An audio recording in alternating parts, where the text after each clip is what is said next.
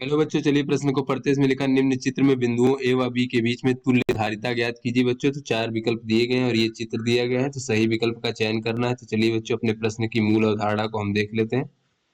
तो बच्चों हम यहाँ पर देख लेते हैं कि संधारित्र अगर हमारे बच्चों श्रेणी क्रम में लगे होते हैं तो जो है तुल्य धारिता क्या होती है बच्चों। तो श्रेणी क्रम इस प्रकार से होता है बच्चों, ये हमारा श्रेणी क्रम है इस प्रकार से बच्चों, ये हमारा श्रेणी क्रम हो सकता है।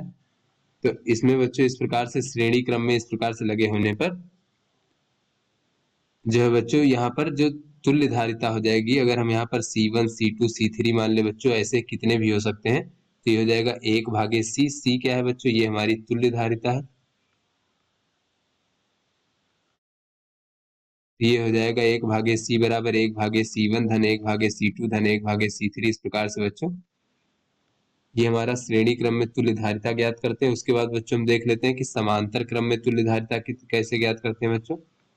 तो समांतर क्रम में तुल्य धारिता C बराबर होता C1 धन C2 धन C3 इस प्रकार से। तो चलिए बच्चों अपने प्रश्न को हल करें। तो यहाँ पर बच्चों A और B के बीच में हमें तुल्य धारिता ज्ञात करना है। तो यहाँ से बच्चों 1 माइक्रोफैरड और 2 माइक्रोफैरड देखें तो ये दोनों जो है बच्चों समांतर क्रम में है, तो इनकी तुल्य धारिता अगर हम देखें अपने प्रश्न को हल करते हैं बच्चों, तो ये हमारा बच्चों A हो गया इस प्रकार से। तो यहाँ पर बच्चों इनकी तुल्य धारिता अगर हम देखें, ये हमारा बच्चों B हो गया और बच्चों इसकी तुल्य ये बच्चों हमारा 3 माइक्रोफैरड है इस प्रकार से। और ये दोनों जो 1 माइक्रोफैरड और 2 माइक्रोफैरड थे, इनकी तुल्य धारिता ये समांतर क्रम में है, तो इनके योगफल के बराबर होगा बच्चों। तो 1 और 2 हो जाएगा 3, तो ये भी बच्चों 3 माइक्रोफैरड हो जाएगा। तो अब बच्चों ये 3 माइक्रोफैरड और ये 3 माइक्रोफैरड बच्चों श्रेणी क्रम में है, तो इनकी तुल्य धारिता कितनी हो जाएगी, तो 1/C बराबर हो जाएगा 1/3 धन बच्चों 1/3, तो ये हो जाएगा बच्चों 2/3।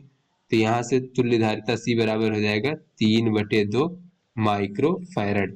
तो चलिए बच्चों अपने विकल्पों को देखते हैं बच्चों। तो ये जो हमारा बी विकल्प है ये हमारा सही विकल्प है। तो आशा करते हैं आपको समझ में आ गया होगा। धन्यवाद।